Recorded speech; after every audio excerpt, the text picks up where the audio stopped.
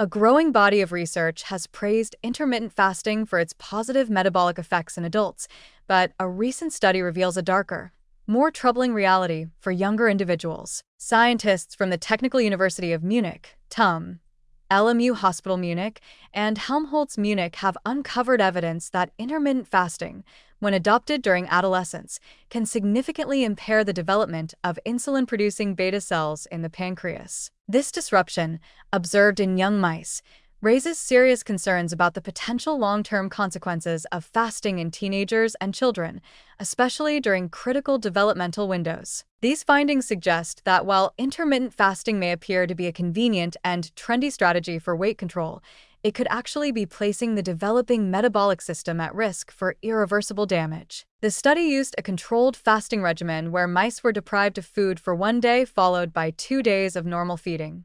In adult and older mice, this pattern improved insulin sensitivity and overall metabolic function, echoing the benefits commonly reported in human studies. But among the younger mice, those still in the developmental phase, the impact was starkly different. After 10 weeks, researchers found a notable decline in insulin production. The beta cells, which are crucial for maintaining healthy blood glucose levels, were not only underperforming, they were also failing to mature properly. This means that intermittent fasting didn't just slow their development, it actively disrupted the process, leaving these young animals with defective insulin-producing cells that closely resembled those seen in early-stage type 1 diabetes. This is a critical finding because beta cell dysfunction and insufficient insulin production are precursors to a number of chronic and often life-altering diseases, particularly diabetes. What's even more alarming is that these effects were observed after a relatively short period of fasting during adolescence, just 10 weeks. This suggests that the adolescent pancreas is especially vulnerable to nutritional stress and that even moderate dietary restriction could have disproportionate and lasting metabolic consequences during this sensitive stage of growth. What makes these findings so concerning is that they come at a time when intermittent fasting has gained massive popularity among young people, often promoted on social media as a quick fix for weight loss and enhanced mental clarity. But these benefits, largely observed in adults, are not necessarily transferable to younger bodies. In fact, this study makes it clear that applying adult dietary models to adolescents may be not only misguided but potentially dangerous. The damage inflicted on immature beta cells appears not to be temporary.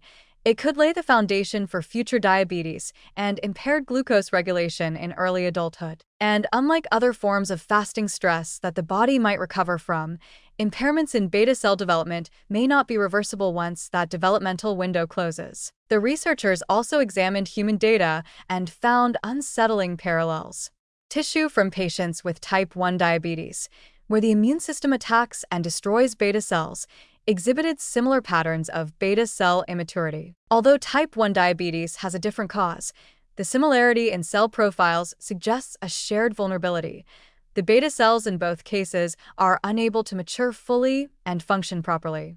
This raises the possibility that fasting-induced stress in adolescence might mimic or even trigger beta cell failure in ways we do not yet fully understand. It opens uncomfortable questions about how fasting regimens, especially when unsupervised or poorly timed, could contribute to early-onset metabolic disease. Perhaps most disturbing is that these risks may go unnoticed until it's too late.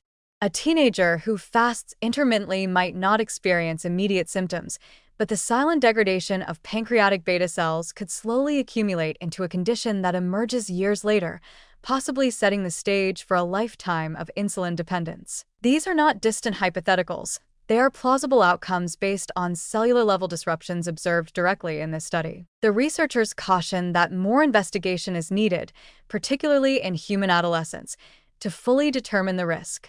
But the warning signs are already clear. For adolescents, whose endocrine systems are still maturing and who require a steady supply of energy and nutrients to support growth, fasting might not be a tool for health, but a metabolic stressor that their bodies are unequipped to handle. While it may be tempting to replicate adult fasting protocols, especially under the influence of online health trends, doing so during a crucial phase of development could result in unintended, long-term damage. This study is a stark reminder that the effects of dietary interventions are not universally beneficial and that age, developmental stage, and individual physiology must be considered carefully before embracing what may seem like a harmless eating pattern. The benefits of intermittent fasting for adults are real, but they cannot and should not justify its uncritical adoption by younger people.